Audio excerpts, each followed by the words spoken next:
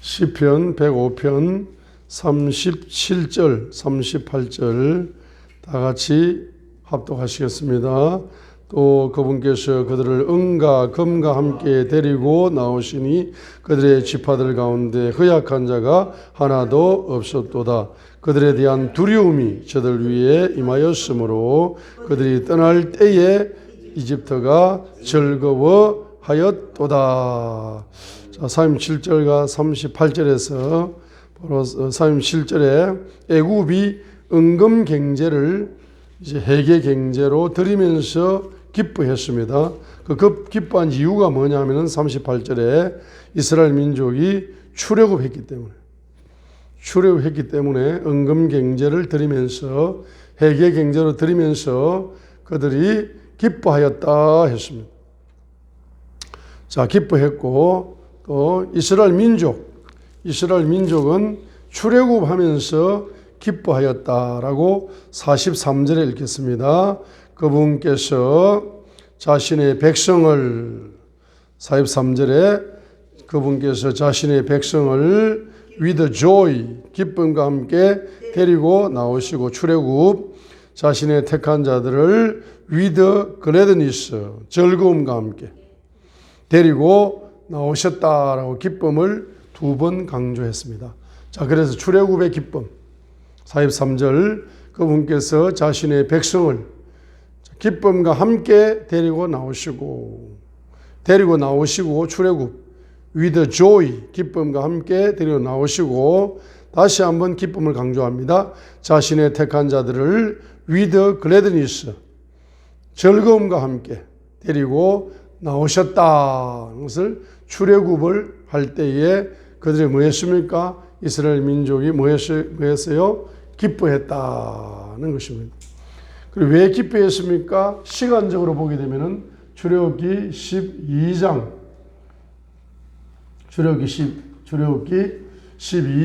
40절로 42절에 보시게 되면은 시간적으로 너무나 오랜 시간에 속박해서 그들이 해방을 받다 보니까 기뻐했다는 거예요. 시간적인 기쁨이 있는 겁니다. 그죠? 그래서 출애굽기 12장 40절로 42절에 이제 애굽에 거하던 이스라엘 자손의 머무는 기간은 430년이었더라 했어요. 이거는 시간을 강조했습니다. 40절. 이제 애굽에 거하던 이스라엘 자손의 머무는 기간은 430년이었더라. 이렇게 시간을 노예 생활을 너무나 오랫동안 노예 생활을 했다. 430년 이상을 애굽에 거주하면서 고생을 했다. 출애굽기 12장 40절에서 말씀하면서 41절에 보면은 430년이 끝나는 그 시간, 바로 그날에 주의 모든 군대가 애굽 땅에서 나왔더라라고 지금 시간을 40절과 41절에서 시간을 강조하고 있는 것입니다. 이 430년이라는 이 속박의 시간 속에서 해방을 받았기 때문에 그들은 뭐 할 수밖에 없다. 기뻐할 수밖에 없다 이 말입니다. 그래서 이제 저와 여러분들이 출애굽하게 될 때 바로 마귀의 손아귀에서 벗어나서 구원을 받게 될 때에 그 구원의 기쁨은 여러분 청량할 수 없는 기쁨이다 이 말이죠. 그래서 시편 51편 12절에 보시게 되면은 여기에 구원의 기쁨이라는 단어가 나옵니다. 한번 따라합니다. 구원의 기쁨. 이게 시편 51편 12절이죠. 자, 그래서 여기 보세요. 출애굽 시편 51편 12절 여기에 출애굽. 자, 출애굽기 12장 40절로 42절에 뭘 강조한다? 시간을 강조한 겁니다. 시편 51편 12절 출애굽의 기쁨은 무슨 기쁨이다? 구원의 기쁨이더라고. 시편 51편 12절에서 구원의 기쁨을 말하고 있는 것입니다. 여러분 십자가의 피를 만나게 될 때에 그 피 속에서 무엇을 경험한다? 구원의 기쁨을 경험하는 것입니다. 그래서 시편 51편 12절에서 주의 구원의 기쁨을 내게 회복시켜 주시고 주의 자유로운 영으로 나를 떠받쳐 주소서였어요. 성령님을 무슨 영으로 표현한다? 프리 스피리트. 시편 51편 12절에서는 성령님을 자유로운 영이다. 프리 스피리트 이렇게 표현을 하고 있습니다. 자, 한번 따라합니다. 자유로운 영. 자유로운 영. 자, 그래서 여러분들이 구원의 기쁨은 사망 권세에서 여러분의 영이 해방되어짐으로써 자유를 얻은 그 기쁨을 말씀하고 있는 것입니다. 그죠? 자, 시편 105편 39절부터 42절까지를 보시게 되면은 강야에서 4차원의 기쁨, 강야에서 이제 4차원의 기쁨이 열렸다. 이걸 지금 표현하고 있는 것입니다. 자, 그래서 시편 105편 39절의 기쁨, 39절 그분께서 구름을 펴사 덮개를 삼으시고 밤에는 불을 펴사 빛을 주셨다라고 시편 105편 39절에서 낮에는 더위를 막아주는 구름 기둥, 밤에는 추위를 막아주는 불기둥의 역사입니다. 그래서 바로 시편 105편 39절은 구름 기둥과 불기둥으로 인도하시 주셨다.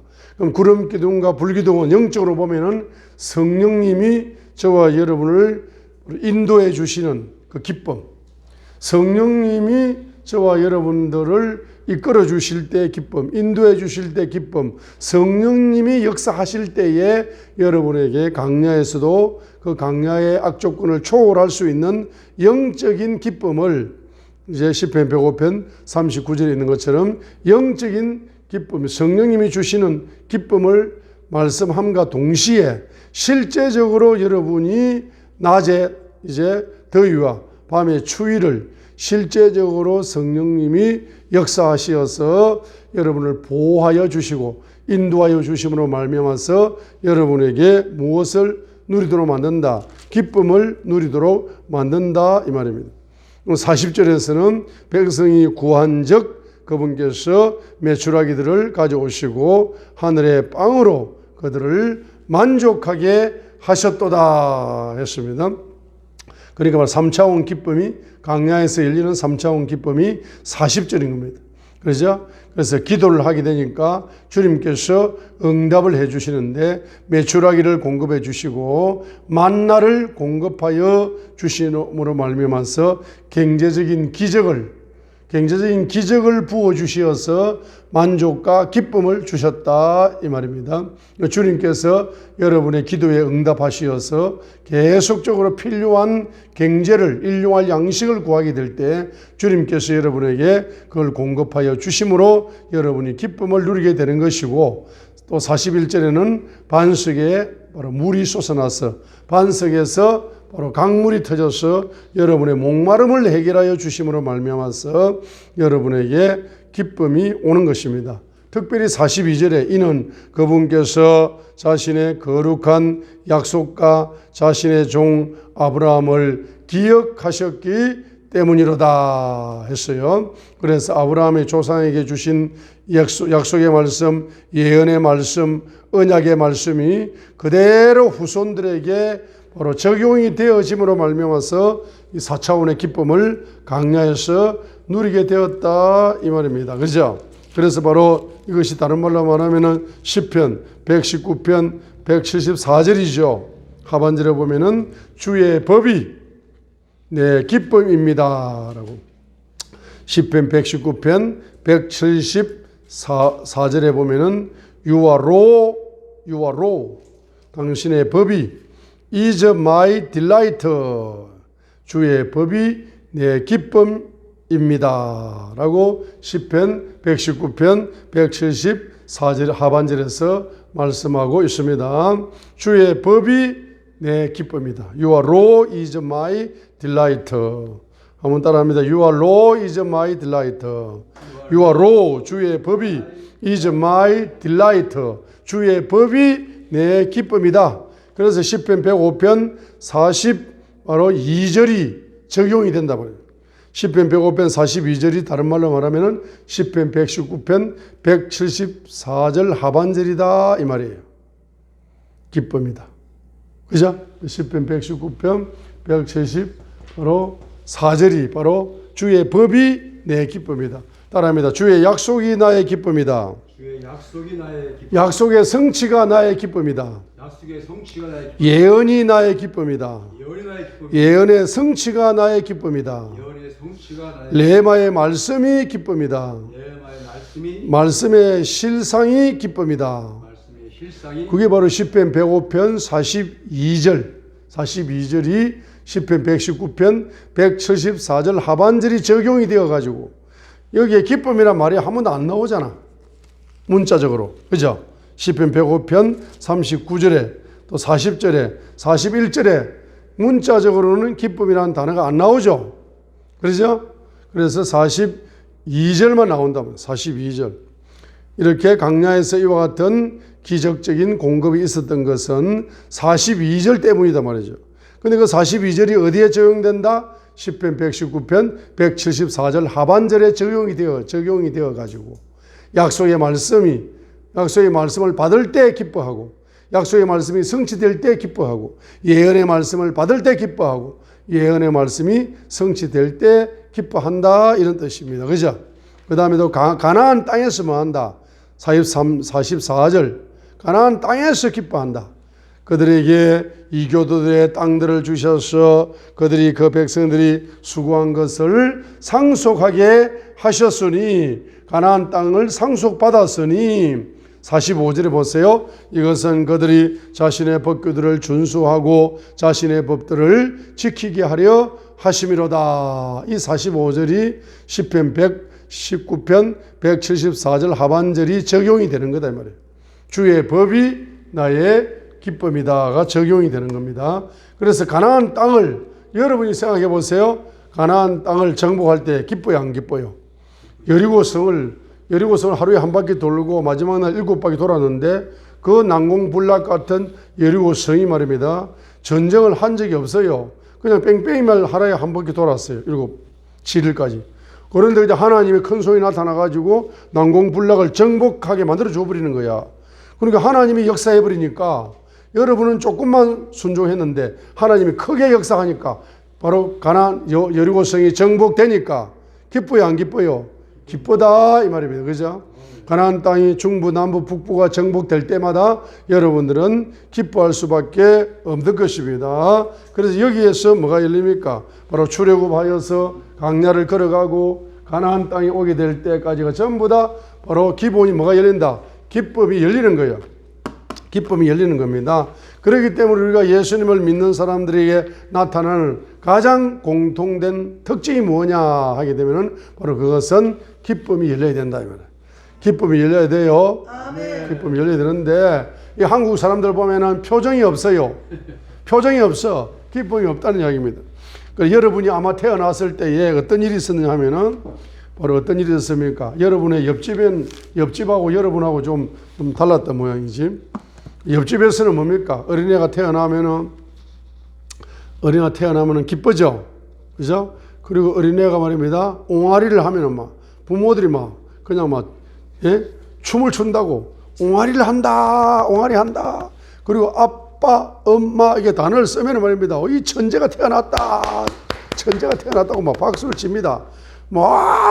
감탄이 넘쳐. 그러니까 애가 그냥 엄마 얼굴을 보고 아빠 얼굴이 감탄이 넘치니까 애가 그냥 감탄의 영성을 어릴 때부터 가지고 태어나기 어릴 때부터 일하다 보니까 어린애가 그냥 얼굴이 그냥 방실방실하고 얼굴에 그냥 웃음의 강물이 줄줄줄줄줄 흐르는 사람이 있는 반면에 그죠? 한국 사람들을 보게 되면은 애가 태어나는데 옹알이를 하든지 아빠 엄마는 말하든지 아무 감각이 없는 거야.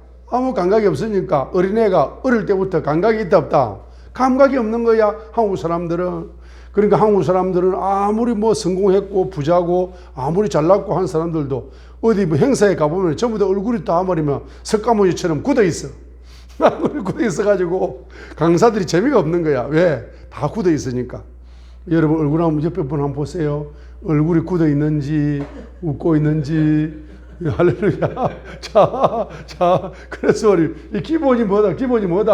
기본이 기쁨이에요. 아멘. 여러분 홍해를 건넜을 때 기뻐요, 안 기뻐? 기쁩니다. 홍해를 건넜을 때 얼마나 기쁘겠습니까? 430년 만에 홍해를 건넜고 인류 역사상 홍해를 건넌 사람은 그때 그 시절에 자기들밖에 없잖아. 홍해가 갈라지는 역사가 지구촌이 태어나서 한 번도 홍해가 갈라진 역사가 없는데 홍해가 갈라지는 기적이 일어났잖아. 그러니까 얼마나 기뻐하겠습니까? 출애굽기 15장 20절로 21절을 보세요. 얼마나 기뻐하냐고. 출애굽기 15장 20절에 아론의 누이 여선지자 미리암이 손에 작은 북을 잡고 모든 여인들이 그녀를 따라 나오며 작은 북을 잡고 기뻐하면서 뭐합니까? 북을 치면서 춤을 추는 거야. 그런데 여선지자 미리암의 손에 작은 북이 들려 있었죠. 이 여선지자 미리암이 북을 치면서 막 춤을 추는 거예요. 그래서 여러분들 중에서도 막 찬양만 나오면은 춤을 추는 사람이 있어요. 기뻐하면서. 그런데 여러분들이 찬양이 아무리 나와도 그냥 얼굴이 굳어 있어, 항상. 그리고 찬양을 부르고 그냥 아무 생각 없이 그냥 얼굴이 굳어서 이렇게 부르는 사람이 있는 반면에 똑같은 찬양을 부르는데 어떤 사람은 춤을 덩실덩실 북을 치면서 기뻐하면서 막 춤을 추니까 여러분의 자녀들 중에서 아무리 부모님이 자녀가 재롱을 부리는데 부모님이 그럽니다. 아무 생각 없이 쳐다보는 부모가 있고 재롱을 부리니까 부모가 좋아요, 안 좋아요? 막 좋아하는 부모가 있으니까 자녀가 재롱을 더 부리고 싶어, 안 부리고 싶어? 더 부리고 싶은 거예요. 자, 그래서 여기에 20절에 보니까 앞으로 여러분에게 선지자의 기름이 부어질 사람은 어떤 사람이 부어진다? 찬양이 나올 때 기뻐하면서 찬양 부르는 사람에게는 앞으로 미리암 같은 선지자의 기름이 앞으로 부어지게 되는 것입니다. 그죠? 그러면서 21절에 미리암이 뭐라고 이야기합니까? 노래를 찬양을 부르는데 너희는 주께 노래하라. 그분께서 영화롭게 승리하셨도다. 누가 승리했다는 겁니까? 주님이 홍해에서 뭐요? 영화롭게 승리하셨다는 겁니다. 그래서 한마디로 홍해의 핵심은 그분께서 말과 거기 탄 자들을 바다에 던지셨다. 애굽의 군대를 뭐죠? 바로 바다에 던지셨다라고 미리암이 바로 홍해의 역사를 바로 찬양이 입에서 찬양이 열렸어요, 안 열렸어요? 찬양 작사 작곡이 열리는 거예요. 미리암처럼 21절에 그 찬양 작사 작곡이 열렸습니다. 이걸 다른 말로 말하면 새 노래가 열렸다. 새 노래가 열렸습니다. 여러분 어떤 인생에 말입니다. 인생의 기적이 나타나는 사람은 그 기적을 바로 시를 쓴다고. 기적을 시로 쓴단 말이죠. 그 시가 콩나물을 붙이면 찬양이 되잖아. 그렇죠? 미리암이 그렇게 했다는 겁니다. 또 모든 여인들이 기뻐하면서 춤을 추었다는 것입니다. 자, 그래서 한번 따라합니다. 내 인생에 홍해 같은 기적이 날마다 일어나고 있다. 나에게만 일어나고, 나에게 맞는 맞춤행 기적이 나에게만 일어나고 있으니까 아무리 하나님이 기적을 많이 줘도 아무 감각이 없이 살아가는 사람이 많아. 그리고 입으로 막 원망해버리고 입으로 막 비판해버리고 입으로 막 뭡니까? 우상의 은혜를 쓰면서 말로 가지고 하나님을 괴롭혀버리는 사람이 더 많다. 아무리 기적을 줘도 자꾸 괴롭혀버리니까 안 되는 겁니다. 할렐루야. 그래서 따라합니다. 매일매일 맞춤형 기적이 나에게 부어진다. 나는 저절로 시인이 된다. 바로 미리암이 시인이 되어버린 거예요. 찬양 사역자가 되어버린 겁니다. 그렇죠? 자, 그래서 여러분이 홍해에서도 뭐한다? 기뻐한다는 겁니다. 그래서 이제 우리가 시편 119편을 보겠습니다.